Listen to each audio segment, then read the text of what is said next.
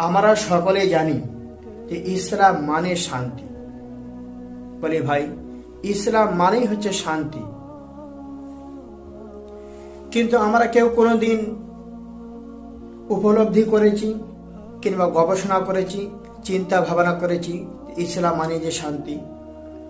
বাস্তব ইসলাম মানে শান্তি। আপনি দেখুন না কেন, ইসলামের ভিতরে যতগুলো হুকুম আহকাম রয়েছে, শরীয়তের যতগুলো বিধান রয়েছে, সমস্ত হুকুম আহকামের পিছনে, সমস্ত বিধানের পিছনে মানবতার কল্যাণ, মানুষের ফায়দা রয়েছে।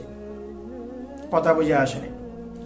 নামাজ বলেন, রোজা বলেন, আপনার কি বলেন, যাকাত বলেন, যতগুলো হুকুম আহকাম রয়েছে, বিধান রয়েছে, পর্দা বলেন, সমস্ত ইসলামের সমস্ত হুকুম আহকাম এবং সমস্ত বিধানের ভিতরে